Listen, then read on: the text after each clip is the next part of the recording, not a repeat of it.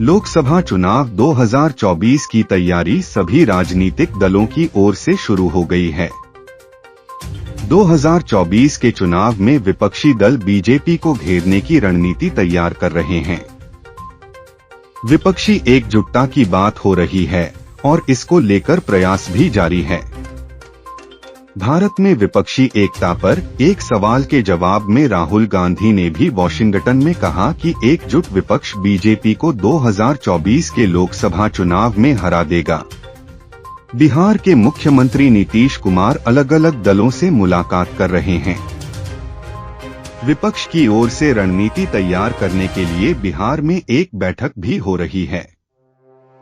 विपक्षी दलों के नेताओं की ओर से यह कहा जा रहा है कि मिलकर लड़ेंगे तो बीजेपी को हराया जा सकता है। रणनीति 2024 की तैयार हो रही है, लेकिन 2019 के चुनाव को देखा जाए तो मुकाबला सिर्फ बीजेपी बनाम अन्य नहीं था। नतीजों का विश्लेषण करने से पता चलता है कि कई राज्यों में क्षेत्रीय दलों का ही सिर्फ दबदबा है। वहां कांग्रेस और बीजेपी सीन में ही नहीं है, साथ ही कई सीटों पर सिर्फ बीजेपी और कांग्रेस के बीच ही सीधा मुकाबला है। 543 सीटों के पूरे गणित को इन 5 पॉइंट्स में समझा जा सकता है। 12 राज्य और 3 केंद्र शासित प्रदेश जिसमें 161 लोकसभा सीटें शामिल हैं। बीजेपी और कांग्रेस के बीच यहां मुख्य मुकाबला देखने को मिला था।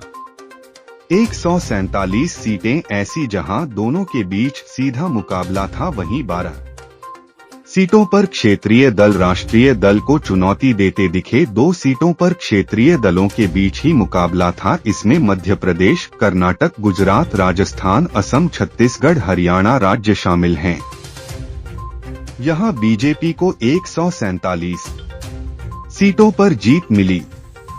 कांग्रेस को 9 और अन्य के खाते में 5 सीट गई। यूपी, बिहार, झारखंड, पश्चिम बंगाल और ओडिशा इन 5 राज्यों की 198 सीटों पर अधिकांश में बीजेपी और रीजन पार्टी के बीच ही मुकाबला रहा। 154 सीटों पर सीधा बीजेपी और क्षेत्रीय दलों के बीच मुकाबला था। 25 सीटों पर कांग्रेस और क्षेत्रीय दलों के बीच मुकाबला था।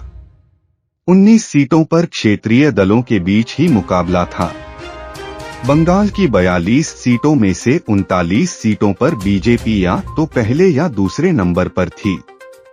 पिछले चुनाव में बीजेपी को यहां 116 सीटों पर, कांग्रेस 6 और अन्य को 76 सीटों पर जीत मिली।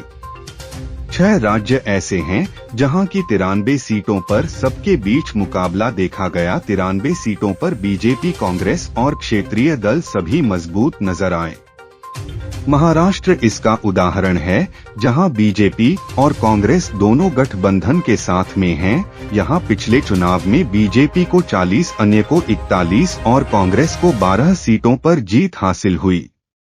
तमिलनाडु, आंध्र प्रदेश, मिजोरम और सिक्किम की 66 लोकसभा सीटें ऐसी हैं जहां सिर्फ क्षेत्रीय दल का ही दबदबा है। तमिलनाडु की 39 सीटों में से सिर्फ 12 सीटों पर ही कांग्रेस या बीजेपी का थोड़ा आधार है, वह भी गठबंधन के सहारे। यहां 58 सीटों पर अन्य और 8 सीटों पर कांग्रेस को जीत मिली। बीजेपी का खाता भी नहीं खुला था।